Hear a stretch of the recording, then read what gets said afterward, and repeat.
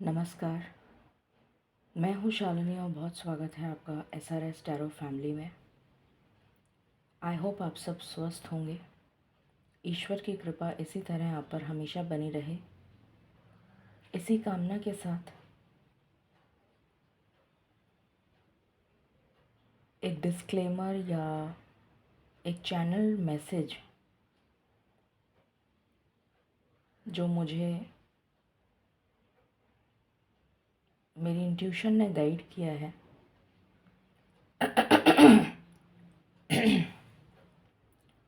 वो मैसेज मैं आपके समक्ष इस रीडिंग में बताने जा रही हूँ।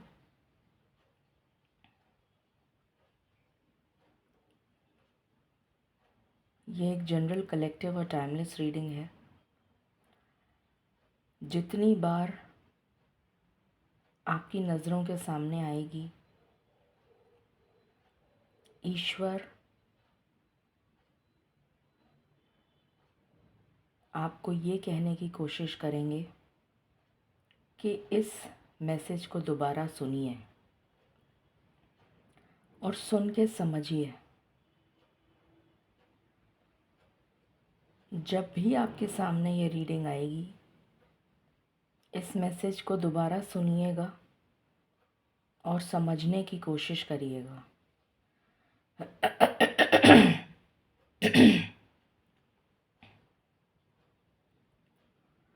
आज ना कोई टैरो कार्ड्स होंगे, ना ओरेकल कार्ड्स होंगे।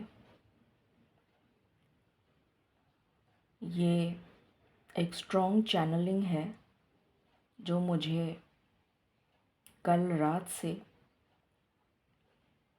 चैनल हो रही है, और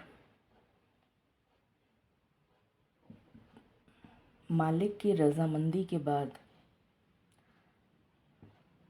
मैं इस चैनल्ड मैसेज को आपके समक्ष बताने जा रही हूँ। हो सकता है इसमें बहुत सारी बातें ऐसी हों जो आपके दिल को चुभें। हो सकता है ऐसी बातें हों जिनसे आप एग्री ना करें। मेरा काम है मैसेजेस को डिलीवर करना।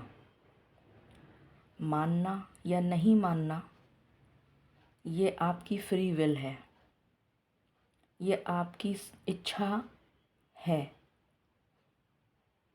जो मेरा काम है वो मैं कर रही हूँ, और मेरे ईश्वर, मेरे इष्ट, मेरे भगवान, मेरे मालिक की रज़ामंदी के बाद ही ये आपके सामने reading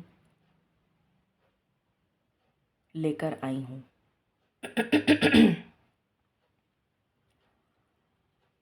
With lots of positivity and lots of gratitude to the divine, let's begin meditation before I start the conversation.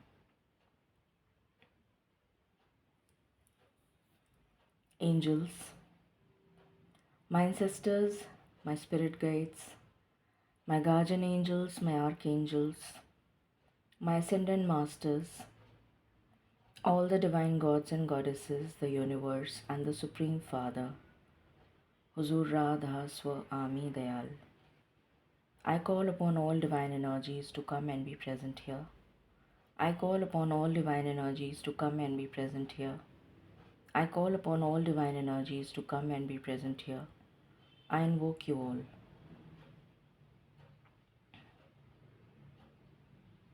Please bless me to deliver the channeled message. Please raise my intuition and connect me with you, so that I may use the correct words in the best possible manner to deliver the channeled message.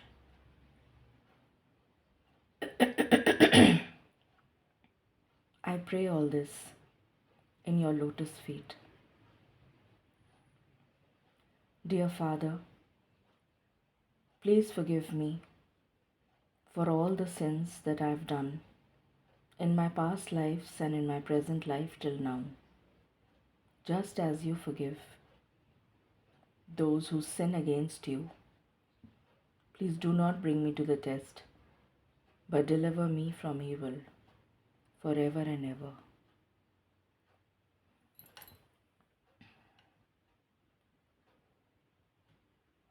Radha स्वामी।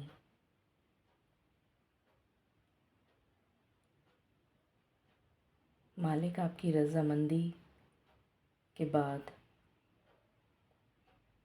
जो channel message आपके द्वारा मुझे मिला है उसको सही तरीके से सही शब्दों का इस्तेमाल करके उस मैसेज को संगत जितने भी लोग इस रीडिंग को देखेंगे उन तक इस मैसेज को पहुंचाने में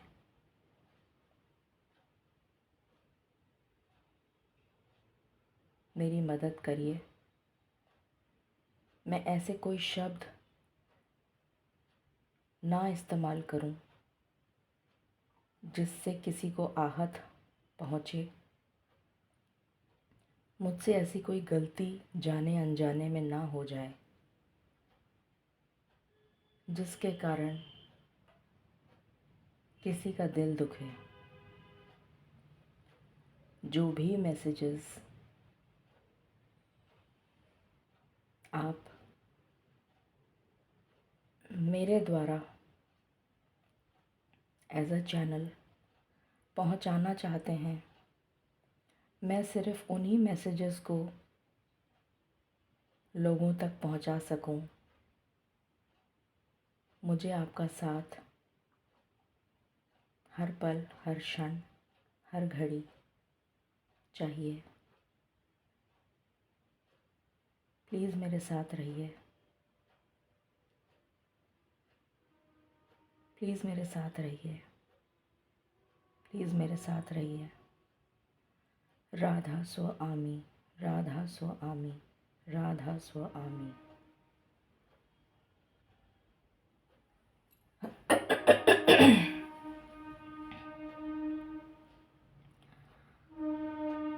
मैंने जो भी लोग मेरे व्हाट्सएप ग्रुप से जुड़े हुए हैं,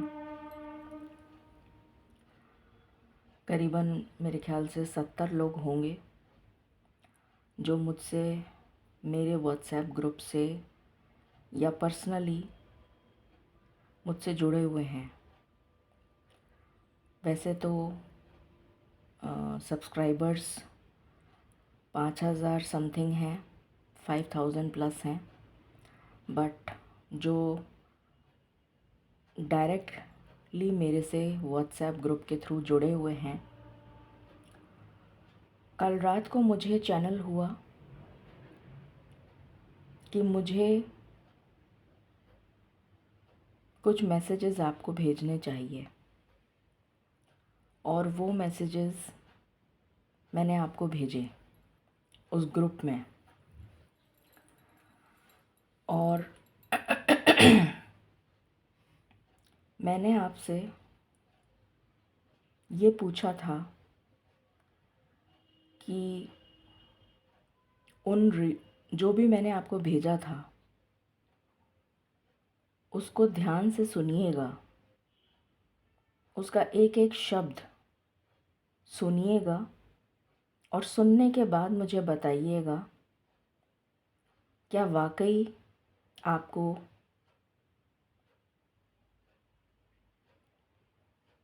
इस तरह की रीडिंग्स चाहिए। तो फिर आपको वैसी ही रीडिंग्स मिला करेंगी।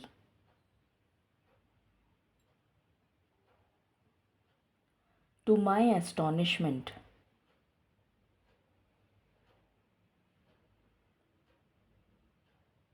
मेरी समझ के परे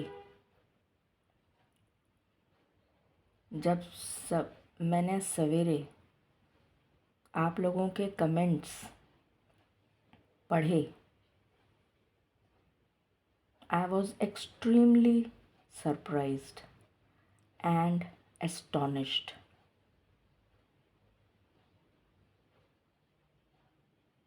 Not even a single member from the group could actually understand what I wish to communicate.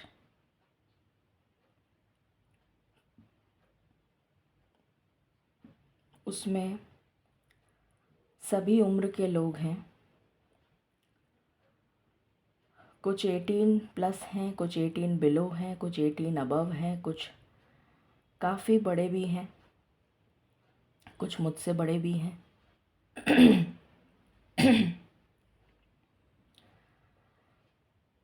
But to my astonishment, not even a single member could actually read behind the lines. मैं आपको क्या बताने की कोशिश कर रही थी ये आप समझ नहीं पाए, या मैं आपसे क्या जानने की कोशिश कर रही थी ये आप जान नहीं पाए। एंड आई एम सरप्राइज्ड कि कम से कम कोई एक तो होता। Not even a single one, not even a single one.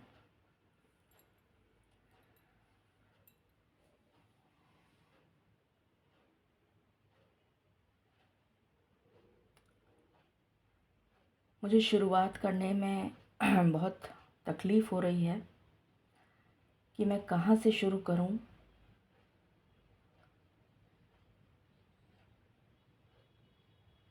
आप लोगों को रीडिंग्स क्यों चाहिए होती हैं? क्यों चाहिए होती हैं आपको रीडिंग्स? जहाँ तक मैं समझ पाई हूँ और जितना मेरा अनुभव है, आपको रीडिंग्स चाहिए होती हैं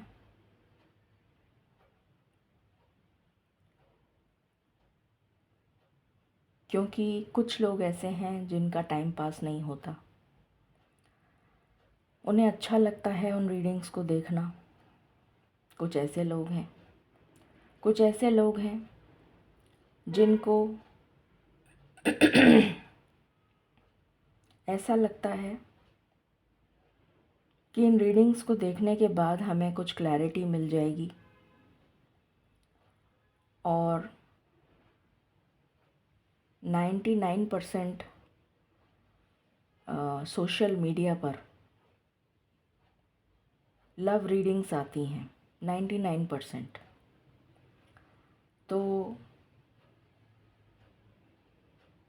डेली आप लोगों को आपके पार्टनर की फीलिंग्स जाननी होती हैं, इसलिए आप रीडिंग देखते हैं। आप में से बहुत सारे लोग, आपको लगता है कि उन रीडिंग्स के माध्यम से आपको आपके पार्टनर की फीलिंग्स पता लगेंगी या उस पार्टनर का नेक्स्ट एक्शन पता लगेगा।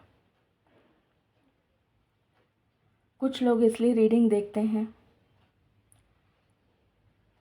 क्योंकि वो पेड रीडिंग्स नहीं ले सकते और रोज़ रोज़ पेड रीडिंग लेना असंभव है और रोज़ आपको आपके पार्टनर के बारे में जानना होता है।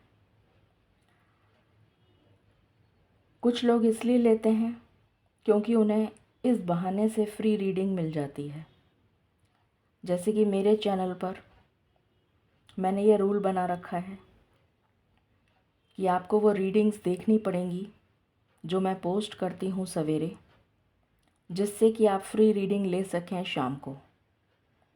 तो इस मुसीबत की वजह से आप उन रीडिंग्स को देखते हैं।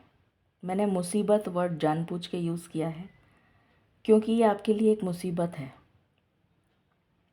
अगर मैं ये रूल हटा दूँ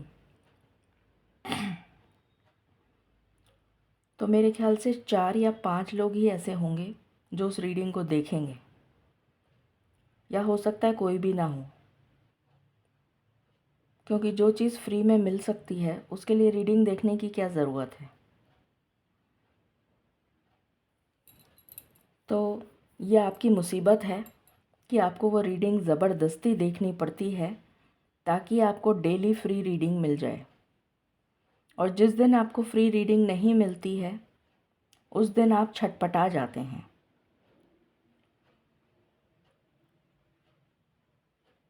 या जिस दिन आपको रीडिंग नहीं मिलती है तो आप छटपटा जाते हैं, क्योंकि आपको लगता है कि आज रीडिंग पोस्ट नहीं हुई तो बिना रीडिंग के फ्री लाइव सेशन कैसे होगा और हमें फ्री रीडिंग कैसे मिलेगी। इस वजह से आप छटपटा जाते हैं। आपको उस रीडिंग से कोई मतलब नहीं है, पर आपको वो जो फ्री रीडिंग है उससे मतलब है। तो मेरा एक हम्बल सबमिशन है आप सभी से, जितने भी ऐसे लोग हैं मेरी जो भी दोनों चैनल्स पर मिलाकर, जितने भी ऐसे लोग हैं जिनको फ्री रीडिंग्स की ज़रूरत है ऑन अ डेली बेसिस, आप गूगल करिए या फिर सोशल मीडिया के किसी भी एप्लीकेशन को यूज़ करके, कुछ के नाम तो मैंने मेंशन भी करे थे, मैं यहाँ पर पब्लिक फोरम में लेना नहीं चाहती। आप अगर गूगल करेंगे या फिर आप सोशल मीडिया ऐप्स पर सर्च करेंगे फ्री लाइव सेशन, अनगिनत चैनल्स आपको मिल जाएंगे जो फ्री रीडिंग दे रहे हैं। आप वहाँ जाकर अपने दिल को तसल्ली दें, वहाँ जाकर फ्री रीडिंग का आनंद लीजिए और अपने सवालों के जवाब लीजिए।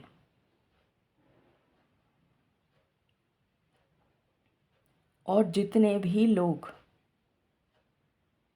मैं ओपनली पब्लिक फोरम में इस रीडिंग के माध्यम से उन सभी को ये कहना चाहती हूँ कि जितने भी लोग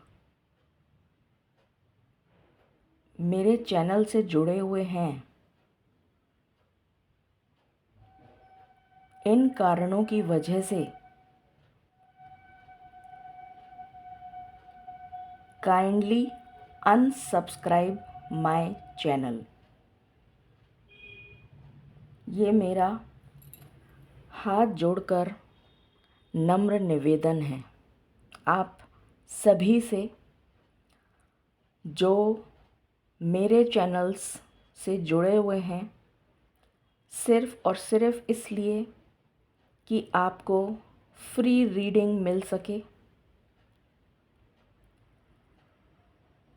काइंडली अनसब्सक्राइब माय चैनल्स, क्योंकि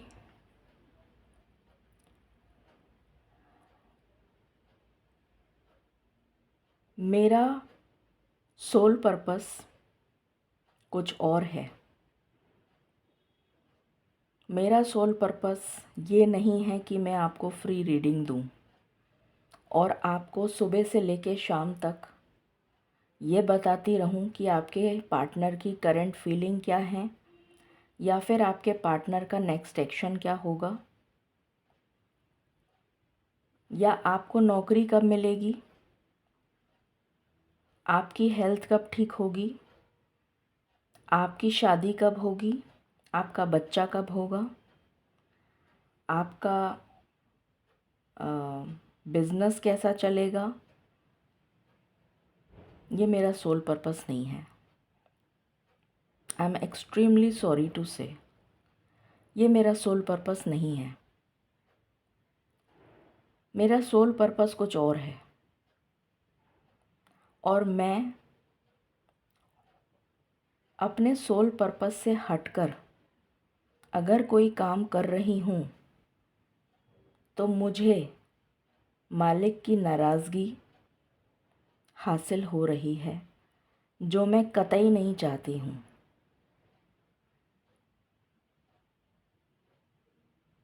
मैं अपने भगवान को किसी भी कीमत पर नाराज़ नहीं कर सकती।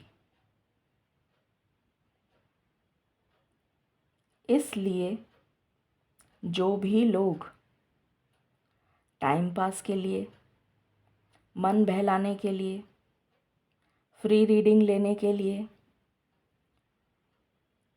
करंट एक्शन जानने के लिए, करंट फीलिंग जानने के लिए, शादी कब होगी, कैसा पार्टनर मिलेगा, कब कब होगा बच्चा, नौकरी कब लगेगी, गवर्नमेंट जॉब कब लगेगी, ये सारे सवालों के जवाब जानने के लिए फ्री सेशन में आप मेरी रीडिंग्स को मजबूरन देखते हैं तो कृपया करके मेरा चैनल अनसब्सक्राइब कर दीजिए विद इमीडिएट इफ़ेक्ट। मुझे अपने चैनल पर ऐसे लोगों की कोई ज़रूरत नहीं है जो मजबूरी में कष्ट लेकर मेरी रीडिंग्स को देखते हैं, सिर्फ़ और सिर्फ़ इस कारण कि उन्हें फ्री रीडिंग मिल जाए। फ्री रीडिंग तो आपको अनगिनत चैनल्स पर मिल जाएगी, उसके लिए मेरा ही चैनल आपको क्यों चाहिए? वो तो आपको कहीं भी मिल जाएगी। और जहाँ पर भी, जिसके भी चैनल पर आपको फ्री रीडिंग मिलेगी, उनके जो रूल्स हैं वो आप फॉलो कर लीजिएगा। मेरा ही चैनल आपको क्यों चाहिए? इस सवाल का जवाब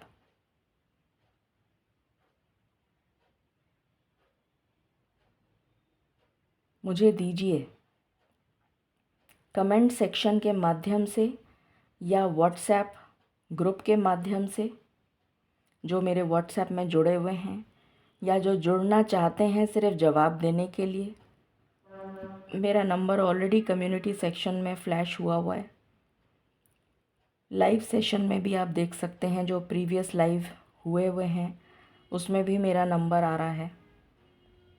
आप उस नंबर पे मुझे मैसेज करके बता सकते हैं कि आपको मेरे चैनल पर वो फ्री रीडिंग लेने के लिए जुड़ने की ज़रूरत क्यों है। वो तो आपको कहीं भी मिल जाएगी। मैं अपने सोल पर्पस से डेफर नहीं कर सकती। मैं अपने सोल पर्पस के साथ जुड़ी हुई हूँ और जुड़े ही रहना चाहती हूँ।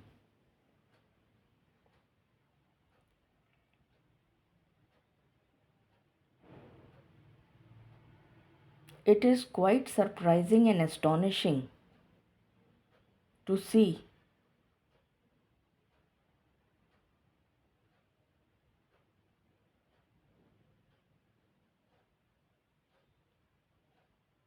आपको क्या लगता है,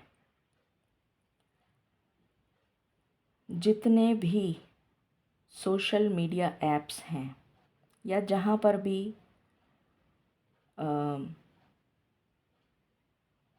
मैं किसी को भी ऑफेंड नहीं करना चाहती हूँ। मैं किसी के दिल को दुखाना नहीं चाहती, ये मेरा मकसद नहीं है।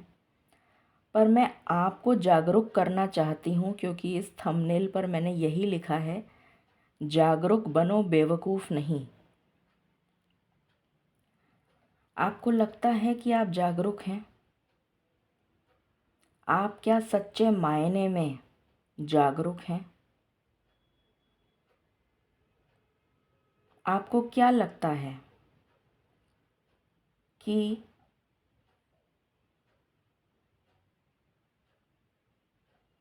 कोई भी पर्सन जो ऑकल्ट साइंस से किसी भी माध्यम से जुड़ा हुआ है,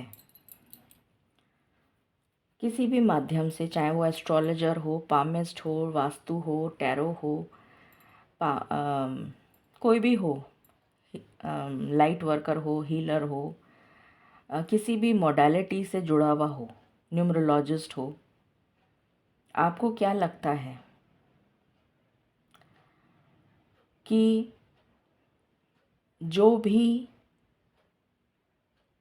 आपकी समस्याएं आपके जीवन में चल रही हैं, गतिमान हैं, किसी की लाइफ में लव प्रॉब्लम है, मेजॉरिटी की लाइफ में लव प्रॉब्लम है, किसी की शादी नहीं हो रही है, किसी का बच्चा नहीं हो रहा है, किसी का गवर्नमेंट जॉब नहीं लग रहा है, किसी का हेल्थ इशू है, जो भी है, आप किसी फ्री लाइव सेशन में रीडिंग पूछते हैं कि भाई मेरे ऐसी समस्या है, आपको सपोजिंग जो भी रेमेडी दी जाती है कि भाई आप ये कर लीजिए, आपको क्या लगता है वो रेमेडी करने से आपकी प्रॉब्लम सॉल्व हो जाएगी? अब आप मुझसे ये सवाल करेंगे तुरंत, मैम आप भी तो रेमेडी देते हो लाइव सेशन में। हाँ, मैं रेमेडी देती हूँ, मैं नकार नहीं रही हूँ इस बात को। मैंने रिसेंटली कुछ मेरे ख्याल से 1 महीना हो गया होगा या शायद 1 से ज़्यादा हो गया होगा, पहले नहीं देती थी मैं, पर अभी पिछले 1 डेढ़ महीने से शायद देने लगी हूँ। 1.5 महीना या हो सकता है इससे ऊपर भी हो गया हो, मेरे को टाइम फ्रेम नहीं याद है। कुछ टाइम से मैंने रेमेडी देना शुरू किया है।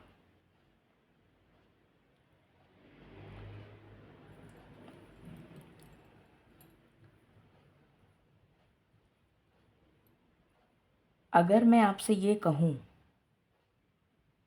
कि आप नियमित रूप से 1 घंटा अपने भगवान का मेडिटेशन करिए, बेनागा, हो सके तो 1 घंटे से ज़्यादा करिए, तो क्या आप इस बात को मानेंगे? नहीं। 99 में से 1 इंसान होगा जो इस बात को शायद मान ले। शायद लगाया मैंने बीच में, शायद मान ले। बाकी के लोग कहेंगे अरे हटाओ यार, दूसरे के पास चलते हैं, कोई और रेमेडी पूछते हैं। तो ऐसी रेमेडी का क्या फ़ायदा जब आपको वो बात समझ ही नहीं आ रही है? तो दूसरी रेमेडी देनी पड़ेगी। और जो जना बहुत आसान रेमेडी दे देता है आपको लगता है कि हाँ ये काम तो मैं कर सकती हूँ। फॉर एग्ज़ाम्पल, पीपल के पेड़ को जल चढ़ाइए, बहुत आसान है। पीपल का पेड़ तो जगह जगह मिल ही जाता है, उस पे जाके जल चढ़ाना है, 7 दिन जल चढ़ाइए। क्या इससे भगवान खुश हो जाएंगे? क्या भगवान आपकी प्रॉब्लम को सॉल्व कर देंगे? कभी आपने गौर किया है इस बात पे? कभी एक पल के लिए आपके दिमाग में ये ख्याल आया, for a fraction of second आपके मन में या आपके दिमाग में कभी ये ख्याल आया कि अगर मैं 7 दिन पीपल के पेड़ में जल चढ़ाऊं तो क्या मेरी प्रॉब्लम सॉल्व हो जाएगी? कभी सोचा आपने? या फॉर एग्ज़ाम्पल आपको कोई कहे गाय को हरा चारा खिलाइए, 15 दिन खिलाइए, तो क्या 15 दिन गाय को हरा चारा खिलाने से आपकी रेमेडी, आपकी प्रॉब्लम सॉल्व हो जाएगी? कभी किसी क्षण आपको ये रियलाइज़ हुआ कि क्या वाकई में इतनी सी रेमेडी करके मेरी प्रॉब्लम सॉल्व हो सकती है? क्या कभी आपकी अंतरात्मा ने आपसे ये सवाल नहीं किया कि क्या ये रेमेडी करके आपकी प्रॉब्लम सॉल्व हो सकती है? क्या कभी क्वेश्चन नहीं आया आपके दिमाग में? क्या कभी आपको आपके माइंड ने क्वेश्चन नहीं किया कि क्या ये रेमेडी करके आपकी प्रॉब्लम सॉल्व हो सकती है। कोई आपसे कहता है या कोई नहीं भी कहता है, आप कहीं ना कहीं पढ़ लेते हैं, रील्स में पढ़ लेते हैं या किताबों में पढ़ लेते हैं या कहीं भी, या कोई आपको बता देता है, कोई आपका जानकार या कोई और आपको बता देता है, किसी न किसी माध्यम से आपको ये पता चलता है कि ये काम करने से भगवान खुश हो जाएंगे, ये चढ़ा दो भगवान पे, किसी भी भगवान पे। मैं किसी भगवान का नाम नहीं ले रही, ना मैं किसी भगवान का अनादर कर रही हूँ। मेरी ऐसी कोई मंशा नहीं है, क्योंकि मैं तो अपने आप को एक तुच्छ कीट का मतलब होता है कीटाणु, एक तुच्छ कीट से भी बदतर अगर कोई हो सकता है तो मैं अपने आप को उस कैटेगरी में रखती हूँ कि मैं तो उस तुच्छ कीट की भांति हूँ जिसको ज्ञान का ज्ञ नहीं पता। ये मेरी अचीवमेंट है अभी तक की। 45 साल की हो गई हूँ, 46वें साल में कदम रखने जा रही हूँ और मेरे पास में ज्ञान का ज्ञ नहीं है। ये मेरी उपाधि है जो मैंने अभी तक सीखा है।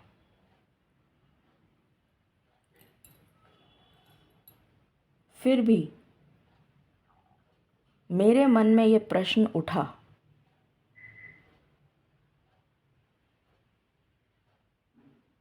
और अभी नहीं उठा,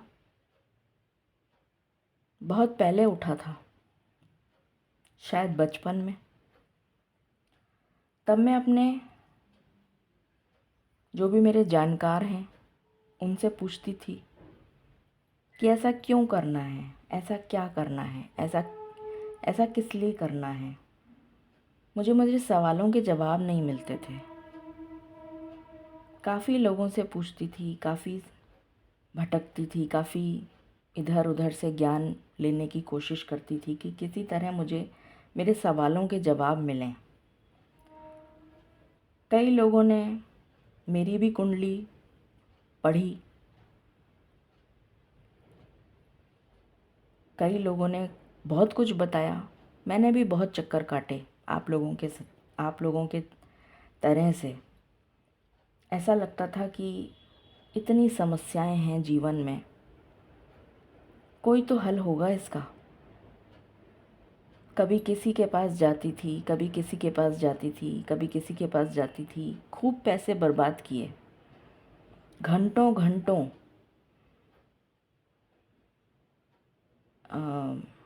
कभी किसी न्यूमरोलॉजिस्ट, कभी किसी एस्ट्रोलॉजर, कभी किसी पामिस्ट, कभी किसी और के पास, कभी खूब पैसा मैंने उनको दिया। शायद मेरी किस्मत में लिखा था कि उनको देना है, मेरे हाथों से वो चीज़ होनी लिखी थी तो वो हो गई। कोई क्या रेमेडी बताता था, कोई क्या रेमेडी बताता था, वो सारी रेमेडीज़ कर डाली मैंने, कोई कमी नहीं छोड़ी मैंने कि चलो मैं ये रेमेडी करूं, फिर मैं दूसरी रेमेडी करूं। फिर कोई कहता था अब अच्छा टाइम आ रहा है, फिर कभी कोई कहता था, और सबके डिफरेंट आंसर होते थे।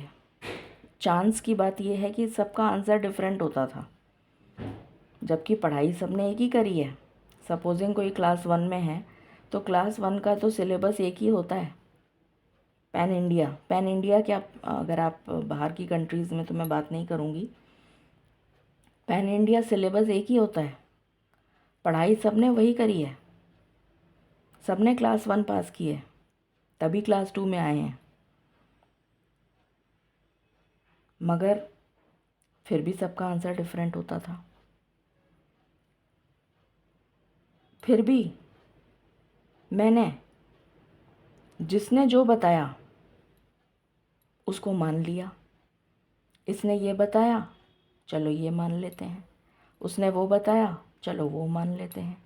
किसी और ने कुछ और बताया, चलो वो भी मान लेते हैं, चलो वो भी कर लेते हैं।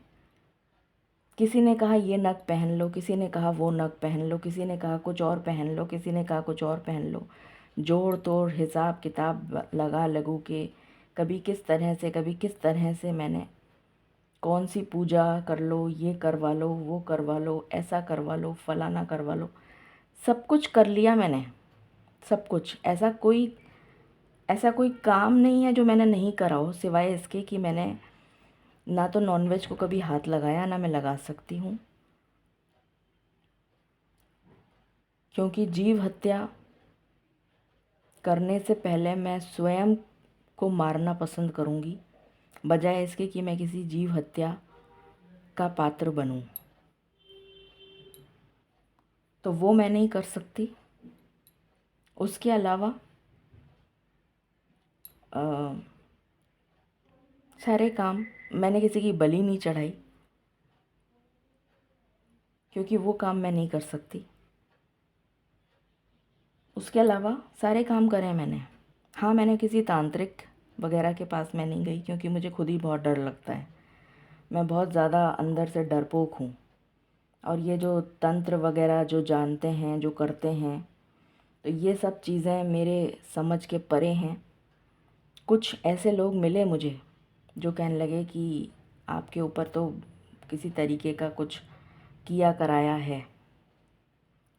तो चलिए, मैं जानता हूँ या जानती हूँ किसी को, मैं वो ठीक करूँगा या करूँगी, क्या करवाऊँगा या करवाऊँगी।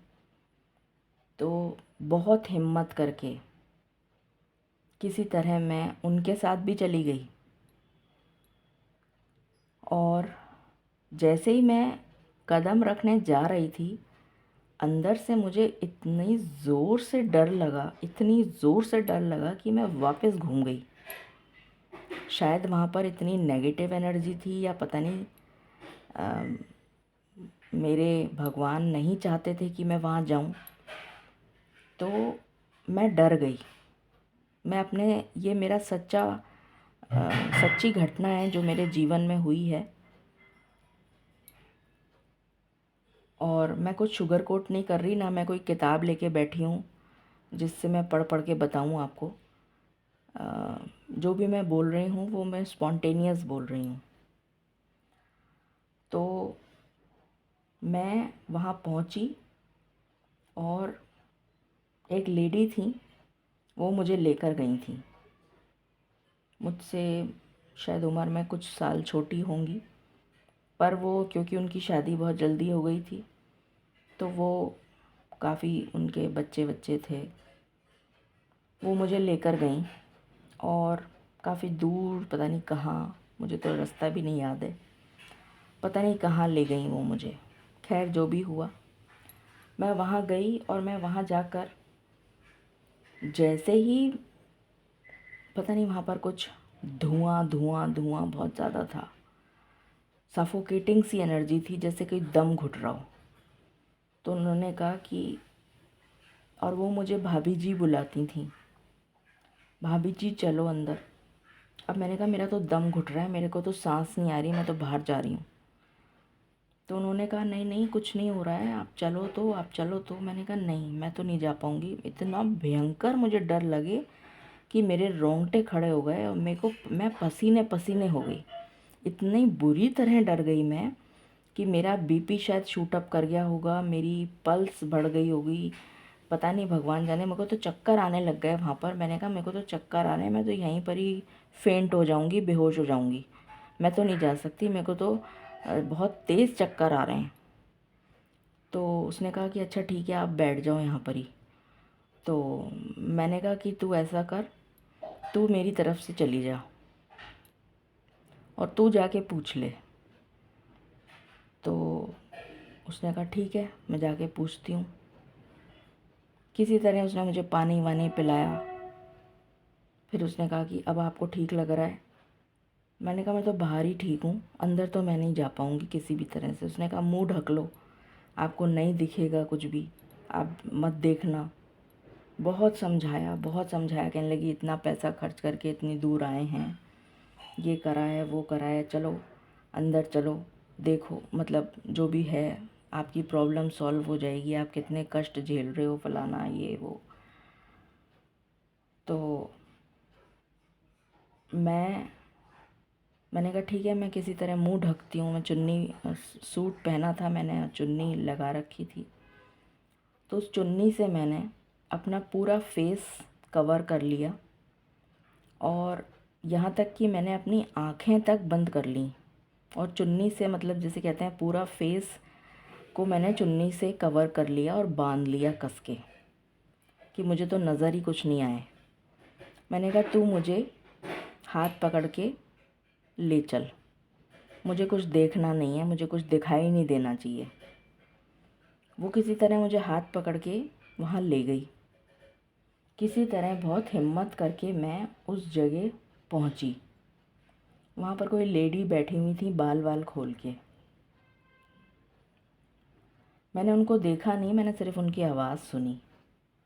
तो जो मेरे साथ में गई थी उन्होंने कहा कि ऐसी ऐसी बात है, जो भी कुछ मेरी परेशानी थी वो उनको बताई। तो उन्होंने कहा ये ऐसे कैसे बैठी हैं, इन्होंने मुंह पे कपड़ा क्यों लगा रखा है, सारे बदन मतलब पूरे आस्तीन का मैंने सूट पहना हुआ था, सब तरफ से ढकी हुई थी, और चेहरा बाल वाल सब ढके हुए थे। तो उन्होंने कहा कि ऐसे कैसे बैठी हैं ये, आँखें ये सब मुंह पे ये सब क्या लगा लिया इन्होंने।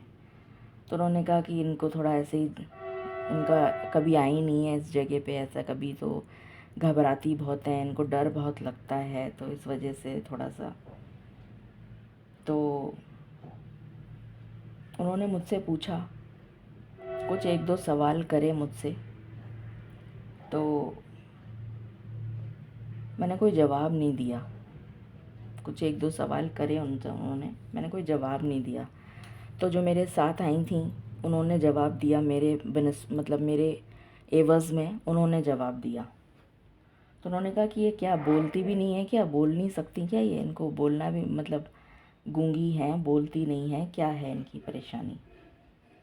तो मुझे ऐसा लग रहा था कि मैं वो इनहेल ना कर लूँ, कहीं मेरे मुंह के द्वारा वो जो धुआं हुआ है वो सब मेरे अंदर ना चला जाए। जबकि वो अंदर जा रहा था, बट मेरे अंदर मेरे दिमाग में ये एक फितूर था कि वो मुंह के थ्रू मेरे अंदर चला जाएगा।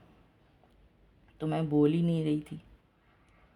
तो उन्होंने कहा नहीं आप इनसे कहिए बोलेंगे। तो मैंने बस हाथ जोड़ लिए ऐसे करके उनके सामने,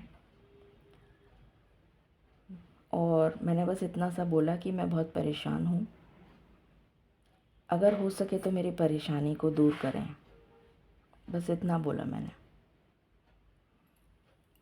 तो उन्होंने कहा कि आपके ऊपर ये है, अब ऐसा है, आपकी ये है, ऐसे जो भी कुछ उन्होंने बताया वो बताना यहाँ ज़रूरी नहीं है। जो भी उन्होंने बताया, ऐसा है, ये है, वो है, ऐसा वैसा ये वो।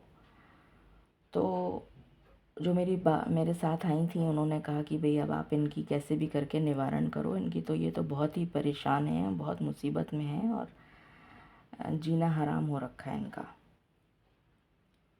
तो पता नहीं उन्होंने क्या बताया एग्जैक्टली, क्योंकि मेरी तो याददाश्त इतनी ख़राब है, मुझे यही याद नहीं रहता कि मैंने सुबह क्या खाया था और दोपहर में क्या खाया था, खाया भी था कि नहीं, मैंने दवाई भी खाई थी कि नहीं। मेरी याददाश्त इतनी ख़राब है, पता नहीं उस वक़्त भी मेरी याददाश्त को जाने क्या हुआ था कि मुझे याद नहीं है कि मैं उन्होंने क्या रेमेडी बताई मुझे, या क्या उन्होंने किया, या क्या करवाने के लिए पता नहीं क्या बोला कि ये सब लेकर और मेरे पास फिर से आओ।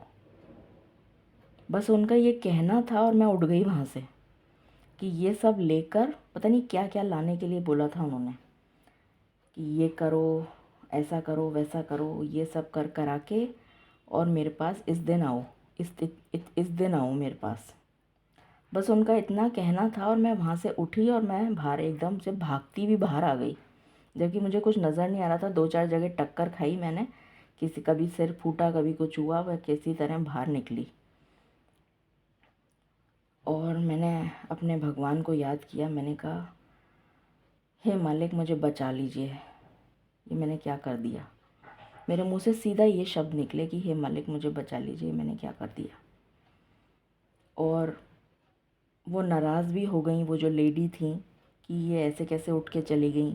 मतलब एक होता है ना कर्टियस बिहेवियर भी कोई चीज़ होती है, तो वो मैंने बहुत ज़्यादा अपमान किया, जैसे उनको ऐसा लगा कि मैंने उनका अपमान किया। तो वो जो मेरे साथ आई थी उन्होंने माफ़ी वाफ़ी मांगी, और फिर वो जो भी कुछ उन्होंने उनको बताया कि भाई इनको ऐसे ऐसे करके ये वो जो भी बताया वो सब कर करा के खैर वो बाहर आई। मुझे डांटने लगी कि आप ऐसे कैसे करते हो, ये क्या मेरी भी बेइज्जती करवा दी आपने, ऐसे कर दिया वैसे कर दिया। मैंने कहा मेरे को तो चक्कर आ रहे हैं, मेरे को तो घर ले चल किसी तरह से, मेरे को तो इतनी भयंकर चक्कर आ रहे हैं कि मेरी तो तबीयत ख़राब हो रही है, या तो हॉस्पिटल ले चल या तो घर ले चल। उसने कहा कि उसने मेरी पट्टी वट्टी जो भी मैंने बांध रखी थी वो सब खोली, और फिर मुझे घर लेकर आई, ग्लूकोज़ दिया और जिन्हें क्या क्या दिया, और किसी तरीके से मेरी तो मतलब मुझे ऐसा लगा कि जैसे मेरा तो प्राण ही निकल जाएंगे अभी इसी वक्त ही। करीबन करीबन मुझे 48 घंटे लगे होंगे अपनी नॉर्मल सेल्फ में आने में। 48 घंटे तक तो मैं बिल्कुल ऐसी अधमरी हो गई जैसे मेरे में जान ही नहीं है।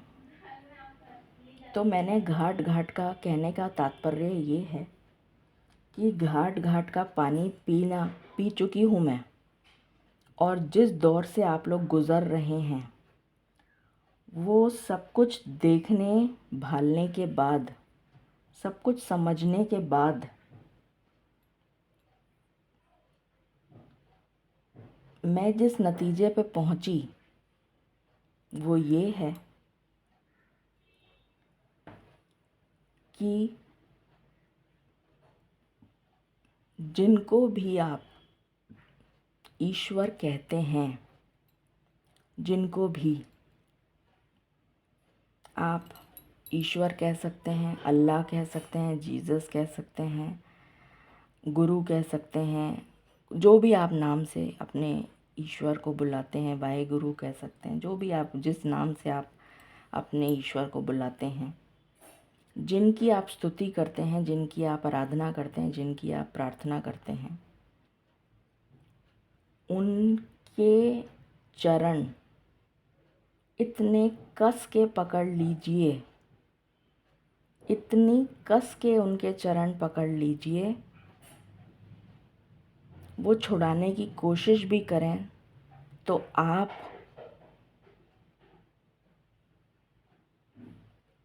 उनके चरण मत छोड़िएगा,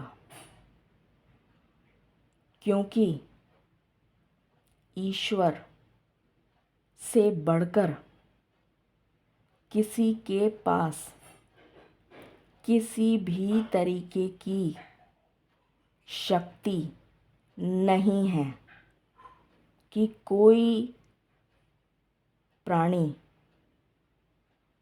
आपकी समस्या का समाधान कर सके। किसी प्राणी के पास ऐसी शक्ति नहीं है कि वो आपकी समस्या का समाधान कर सकें। ये मेरे लिए भी लागू होता है। मेरे पास ऐसी कोई शक्ति नहीं है कि मैं आपकी समस्या का समाधान कर सकूं। नहीं है मेरे पास। मुझे नहीं पता दूसरों के बारे में, मुझे अपने बारे में पता है। पर क्योंकि मैंने घाट घाट का पानी पिया हुआ है, ऐसी कोई जगह नहीं है जहाँ पर मैं गई नहीं हूँ। और उस निष्कर्ष पे मैं पहुँची कि दुनिया में, इस पूरे ब्रह्मांड में ऐसी शक्ति भगवान ने किसी प्राणी को नहीं दी है, ना ही किसी पशु को दी है, ना ही किसी जीव जंतु प्राणी पक्षी, किसी के पास ऐसी शक्ति नहीं है कि कोई आपकी समस्या का समाधान कर सके। नहीं है। 4 दिन आपकी समस्या अगर सॉल्व हो गई तो बड़भागी हैं आप, कि 4 दिन आपकी समस्या सॉल्व हो गई, 5वें दिन वापस वो प्रॉब्लम आ जाएगी। तो इधर उधर भटकने से कुछ नहीं मिलने वाला, कुछ नहीं मिलने वाला। आप एक astrologer, 4 astrologer, 150 astrologer, 150 tarot reader, 300 tarot reader, 1000 tarot reader, 1000 numerologist, जितने भी वास्तु, जितने करोड़ लोग हैं इस दुनिया में, आप सबके पास चले जाइए, आप सबके पास जाइए। मैं तो खुद ही कह रही हूँ आपसे कि आप जाइए और एक एक जगह जाकर अपनी प्रॉब्लम बखान करिए और उनका जो भी रेमेडी आपको देते हैं वो रेमेडी करिए। और उस रेमेडी को करने के बाद अगर आपकी प्रॉब्लम सॉल्व हो जाती है तो उसके चरण पकड़ लीजिए, क्योंकि वो भगवान हैं। जो इंसान आपकी इस प्रॉब्लम का सल्यूशन दे सकता है तो फिर वो भगवान ही हैं। तो अगर आपकी प्रॉब्लम सॉल्व हो जाती है तो फिर उसके चरण पकड़ लीजिए, क्योंकि वो आपका भगवान है। और अगर आपकी प्रॉब्लम सॉल्व नहीं होती है तो खाक छानने से बेटर है कि ईश्वर के चरण पकड़ लीजिए, क्योंकि ईश्वर के अलावा वो शक्ति किसी के पास नहीं है कि कोई आपका समाधान, आपके जीवन का समाधान, आपकी मुसीबतों का अंत कर सके। वो शक्ति किसी के पास नहीं है।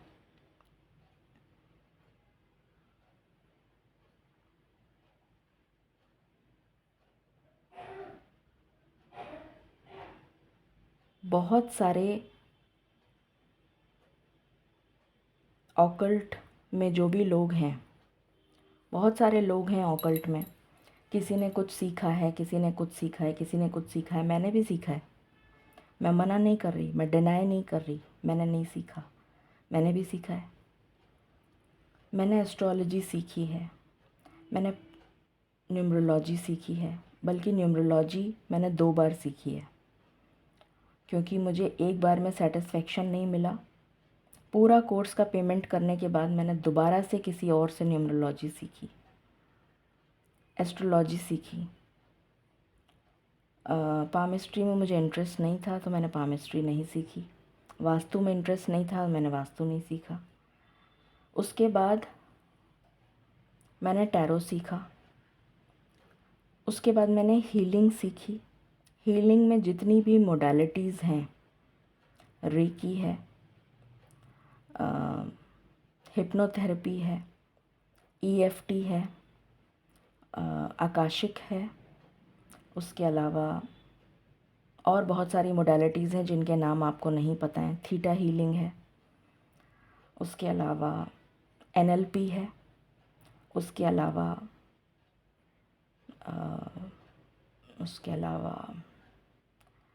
क्या है और, तो मतलब मैंने कई सारी मोडालिटीज़ हीलिंग से रिलेटेड सीखी हैं। यू विल नॉट इमेजिन, इतना सब कुछ सीखने के बाद, अच्छा मेरी एजुकेशन भगवान की दया से डबल बैचलर्स और डबल मास्टर्स रही है। मैंने bachelors in science and computers और मास्टर्स फाइनेंस में भी किया है और एचआर में भी किया है, एमबीए, और बहुत अच्छे इंस्टीट्यूशंस से किया है। और उसके बाद मैंने theology, study of religions, different religions की जो स्टडी होती है उसको थियोलॉजी कहते हैं, वो भी की है, थियोलॉजी। और अभी पीएचडी करनी बाकी है। मेरी ख्वाहिश है कि मैं पीएचडी करूं, क्योंकि मुझे पढ़ने का ऑकल्ट से रिलेटेड जितना ज्ञान ले सकूं मेरे लिए बहुत कम है। तो पीएचडी नहीं कर पाई हूँ अभी तक, भगवान ने चाहा तो वो भी कर लूँगी। तो ये सब मैंने सीखा हुआ है। उसके अलावा मुझे इंग्लिश, हिंदी और फ्रेंच आती है लैंग्वेजेस में। किसी भी सब्जेक्ट का ज्ञान, क्योंकि मैं पढ़ती बहुत हूँ, तो मुझे मेजॉरिटी सब्जेक्ट्स की नॉलेज है, मेजर सब्जेक्ट्स की। संस्कृत भी आती है मुझे, इंग्लिश, हिंदी, फ्रेंच और संस्कृत, तो ये सब आता है। और पढ़ती बहुत रहती हूँ, मेडिकल की भी नॉलेज है, क्योंकि मेरी फैमिली में n नंबर ऑफ़ डॉक्टर्स हैं। और क्योंकि मेरे को इतनी बीमारियाँ ऑलरेडी हैं कि नॉलेज अपने आप ही हो गई, और इतने डॉक्टर्स बदल चुकी मैं अपनी लाइफ में कि मेरे ख्याल से मैं बता भी नहीं सकती कितने डॉक्टर्स बदल चुकी हूँ। और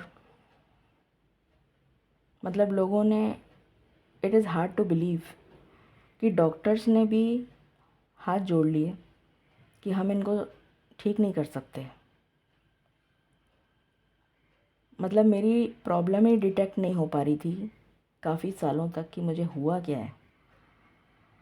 तो खैर, तो मेरी लाइफ में बचपन से मैंने अपनी लाइफ में मिरेकल्स ऐसे एक्सपीरियंस करे हैं, जैसे हम रोज़ सुबह का सूरज देखते हैं, तो almost on a daily basis, अगर आप ये कहें कि हफ्ते में एक दिन तो ऐसा होता ही होता है कि मेरी लाइफ में कोई ना कोई मिरेकल हो जाता है।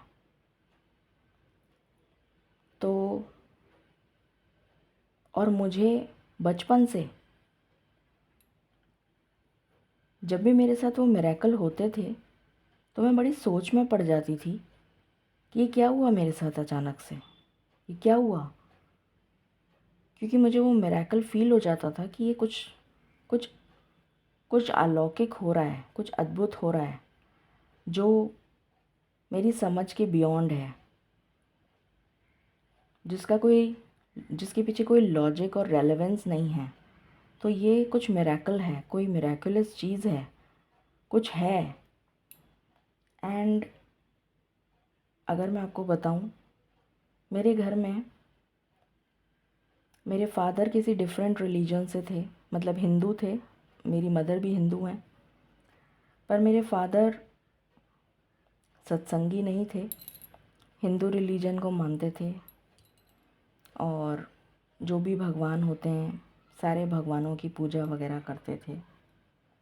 मेरी मदर सत्संगी थी, मेरे नाना जी सत्संगी थे, और वहीं से मैंने ये सत्संग को इनकॉर्पोरेट किया अपने जीवन में, क्योंकि मैं अपने नाना जी से बहुत प्रभावित थी और मैं उनको पापा कहती थी। उन्हीं के पास मैं पली बड़ी हूँ। काफ़ी बार बता भी चुकी हूँ मैं ये स्टोरी आप लोगों को। तो हमारे घर में दोनों तरह के पूजाएं होती थीं। हम सत्संग भी, मतलब मैं सत्संग भी जाती थी, और घर में जो भी पूजाएं वगैरह होती थी वो भी मैं करती थी, क्योंकि मुझे शुरू से कुछ ऐसा लगाव था कि मुझे किसी तरह से भी, मतलब मुझे बड़ा आनंद आता था, मुझे बड़ी खुशी मिलती थी कि मैं किसी पूजा में या किसी तरह से कोई चीज़ में सम्मिलित हूँ जो जो ईश्वर से जुड़ी हुई हो। तो घर में पूजा होती थी तो सबसे ज़्यादा एक्साइटेड मैं ही होती थी, या सत्संग जाती थी तो भी मैं बड़ी एक्साइटेड होके जाती थी, जबकि सत्संग के टाइमिंग्स बड़े ऑड होते थे, और भोर समय जो होता है 3:30 बजे का, उस समय सत्संग जाना होता था। पर मैं ओस टपकती थी उस टाइम सर्दियों में, तो भी मैं गई हूँ। और बहुत छोटी थी, मुझे अभी तक एक एक लम्हा, एक एक चीज़ याद है, ऐसा कुछ है नहीं जो मैं भूली हूँ। और इतनी कोहरे में, इतनी ठंड में, ऑलमोस्ट कई बार तो ऑलमोस्ट जैसे कहते हैं 0 टच करता हुआ टेम्परेचर में भी मैं गई हूँ सत्संग। इतनी ठंड बचपन की बात बता रही हूँ कि मतलब रज़ाई से निकला ना जाए वो वाली हालत में भी मैं सुबह 3:30 बजे, 3:30 तो सत्संग शुरू हो जाता था, तो हम 1 बजे पहुँचते थे, क्योंकि हमें मेरे नाना जी कहते थे कि मालिक के दर्शन जो हैं वो सबसे आगे वाली लाइन में बैठ के सबसे नंबर 1 पे बैठो मालिक के दर्शन करने के लिए। नंबर 2 भी नहीं होना चाहिए कि नंबर 2 भी नहीं, सेकंड लाइन में क्यों बैठना है, फर्स्ट लाइन में बैठना है। तो लोग लाइन लगा लेते थे और 1-1 बजे से 12-12 बजे से बैठे रहते थे वहाँ पर कि दरवाज़ा जब खुलेगा तो भागेंगे हम। तो यू विल नॉट इमेजिन, मैं बहुत छोटी थी, मुझे याद नहीं कौन सी क्लास में थी, शायद 2nd-3rd में होंगी। तो ये बात मेरे दिमाग में घर कर गई थी कि मुझे सेकंड लाइन तो में तो कभी बैठना ही नहीं है। मतलब मैं सेकंड लाइन में कैसे बैठ सकती हूँ, पॉसिबल ही नहीं है। तो मैं जिस वक्त पापा मुझे उठा देते थे कि बेटा उठो, मैं एक झटके में उठ जाती थी।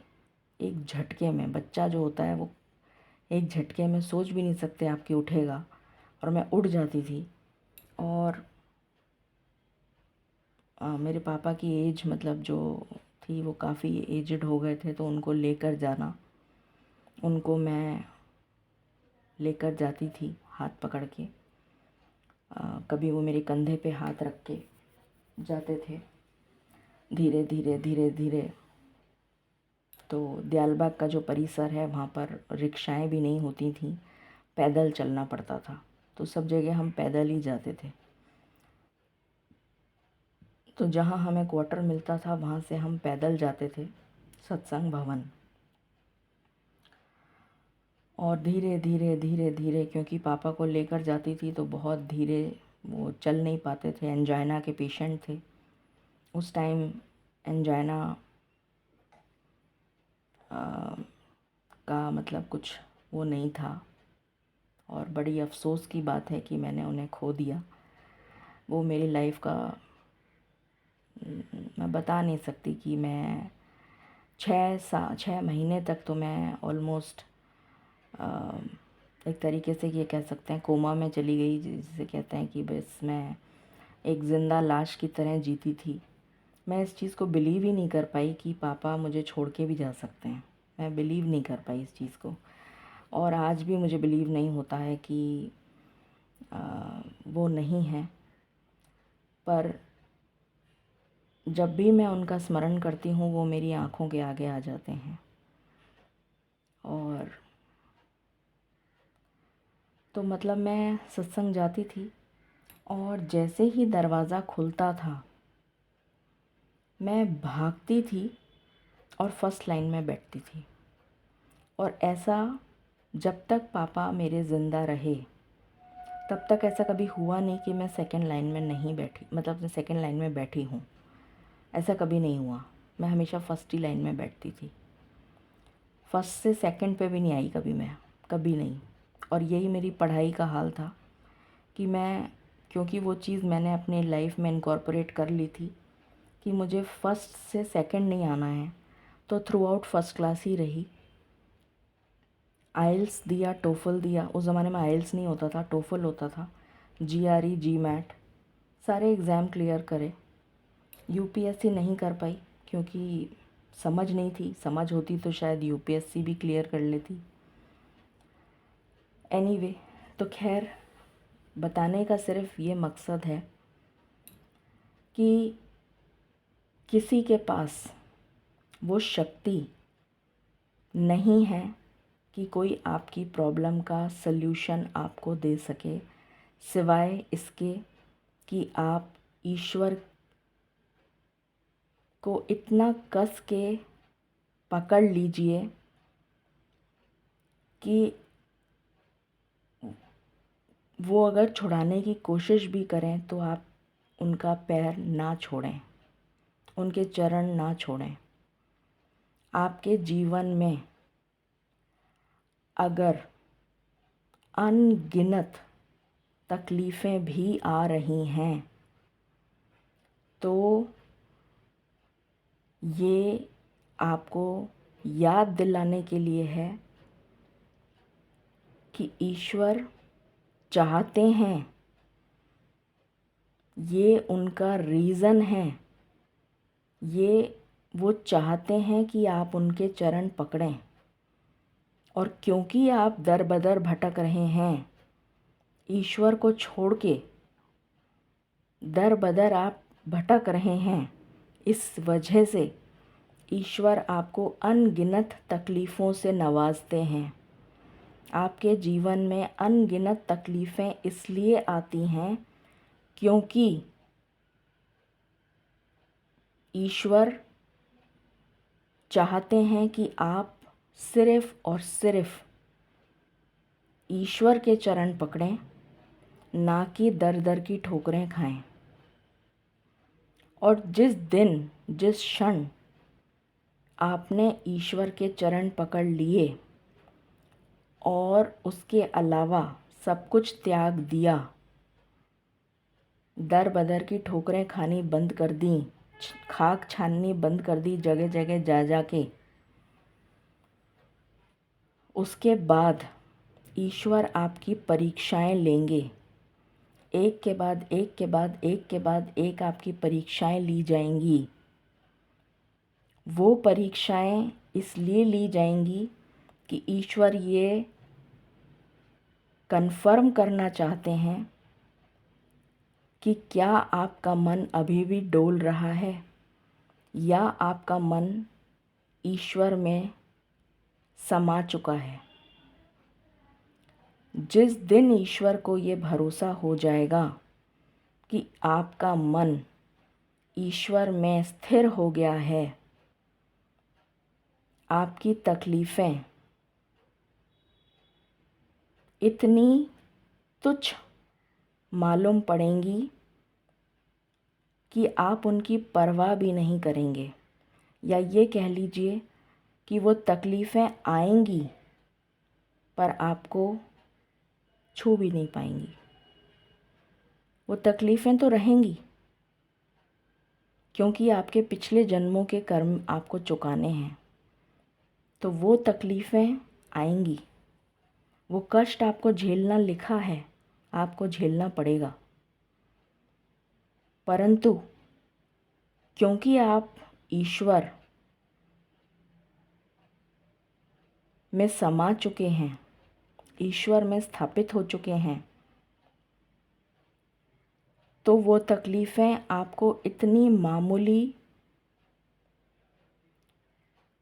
नज़र आएंगी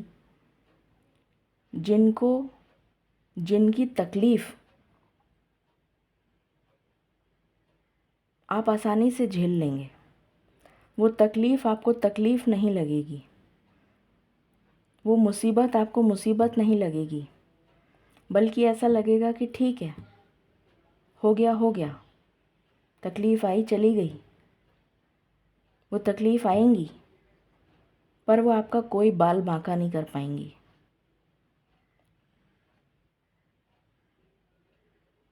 तो दर बदर की ठोकरें मत खाइए। दुनिया में आप ईश्वर को क्या दे सकते हैं? आप सोचते हैं कि हम ये चढ़ा दें, हम वो चढ़ा दें, हम ये चढ़ाएंगे तो ईश्वर खुश हो जाएंगे, हम वो चढ़ा देंगे तो ईश्वर खुश हो जाएंगे। आप ईश्वर को क्या देंगे जो ईश्वर ने पूरा ब्रह्मांड रचा है? एक ब्रह्मांड नहीं, करोड़ों ब्रह्मांड रचे हैं। उस ईश्वर को देने की क्या ताकत है आप में? आप क्या दे सकते हैं उन ईश्वर को? कुछ नहीं। ये आपका मिथ है, ये आपका भ्रम है कि आप सोच रहे हैं कि आपकी किसी वस्तु के दान से या पैसों के दान से या कोई वस्तु चढ़ाने से ईश्वर खुश हो जाएंगे। आप ईश्वर को देंगे, जिसने पूरी सृष्टि, पूरा ब्रह्मांड रचा है, करोड़ों ब्रह्मांड में व्याप्त हैं वो, आप उनको देंगे? आप में इतनी हैसियत है, आप इतने समर्थ हैं कि आप ईश्वर को देंगे? ये आपकी बेवकूफ़ी है। आपसे बड़ा कोई बेवकूफ़ नहीं हो सकता। जो आप अपने आप को ये समझ रहे हैं कि मैं ईश्वर को ये चढ़ाऊँगा या मैं ईश्वर को ये चढ़ाऊँगी, तो ईश्वर बहुत खुश हो जाएंगे। ईश्वर खुश नहीं होंगे, क्योंकि ईश्वर को लगेगा कि ये कितना बेवकूफ़ इंसान है, ये मुझे देने आया है, जिसने मैंने पूरा ब्रह्मांड, पूरी सृष्टि, पूरे जाने कितने करोड़ों ब्रह्मांड रच दिए, ये मुझे देने आया है। कितना बड़ा बेवकूफ़। बल्कि अगर 6 दुख हैं आपकी ज़िंदगी में तो 50 और आ जाएंगे, क्योंकि भगवान आपसे नाराज़ हो जाएंगे बजाय खुश होने के कि ये इतना बड़ा बेवकूफ़ है, इसको इस बात की अकल नहीं है, इस बात का इल्म नहीं है कि ये किसको देने आ रहा है, किसको देने आ रहा है ये, और क्या देने आ रहा है। समझिए इस बात को। बल्कि जो पुजारी हैं वहाँ के, वो खुश हो जाएंगे, क्योंकि उन्हें कुछ मिल जाएगा उनके जीवन यापन के लिए। या मस्जिद में अगर आप जाते हैं तो मस्जिद में जो भी होते हैं मौलाना वगैरह, वो खुश हो जाएंगे। या कहीं और जाकर आप कोई बलि चढ़ाते हैं तो वो खुश हो जाएंगे कि चलो भाई हमें कुछ खाने के लिए मिला। बल्कि आप अपनी स्वयं की बलि क्यों नहीं दे देते? अगर आप में इतना सामर्थ्य है, आप इतने केपेबल हैं, बुरा मत मानिएगा मेरी बात का, और बुरा मानना भी नहीं चाहिए। ये सवाल अपने आप से करिए, किसी दूसरे की बलि क्यों देनी, अपनी दीजिए ना। क्योंकि ह्यूमन से बढ़कर 84 लाख योनियों में ह्यूमन को सबसे ऊपर माना गया है, सबसे श्रेष्ठ माना गया है। तो फिर इंसानों की बलि देने के लिए आप अपने आप की बलि क्यों नहीं देते? जानवरों की बलि क्यों देते हैं? जानवरों को क्यों खाते हैं? इंसानों को खाइए, अपनों को खा लीजिए। आजकल क्या हो रहा है कलयुग में? इंसान इंसान को खा रहा है। बस फ़र्क इतना है कि मार के नहीं खा रहा,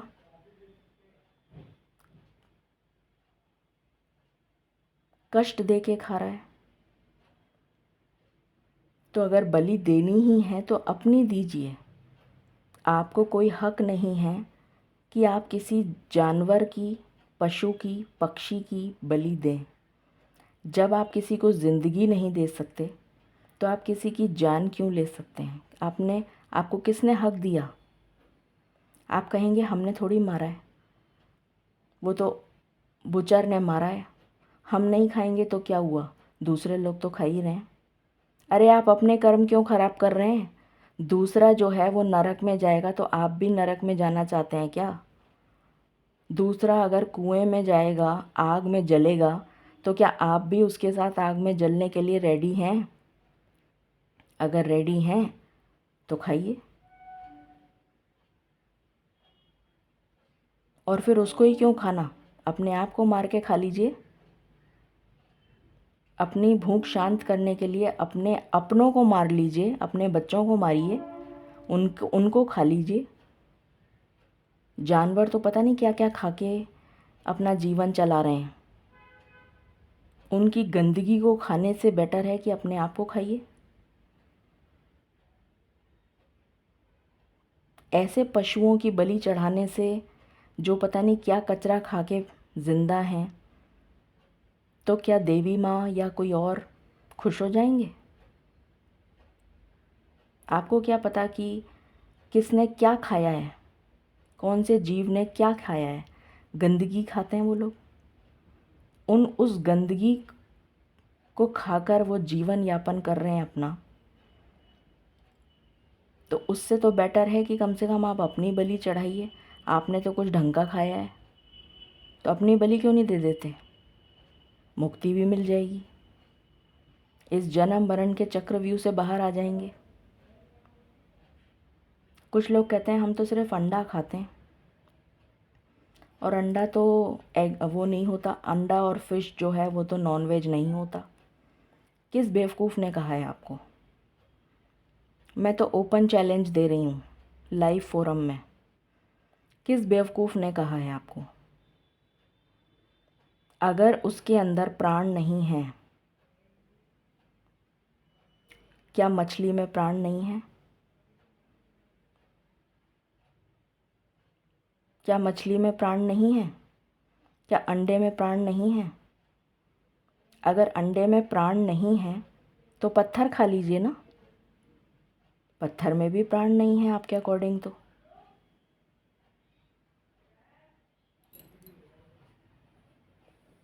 जस्ट अ मोमेंट। सो मेरा हम्बल सबमिशन ये है कि जगह जगह की खाक मत छानिए। और अगर आप मुझसे, मेरे चैनल से इसलिए जुड़े हैं कि आपको लाइव रीडिंग में फ्री क्वेश्चन की आंसर मिल जाते हैं, तो आप किसी और चैनल पे चले जाइए, मेरा चैनल अनसब्सक्राइब कर दीजिए।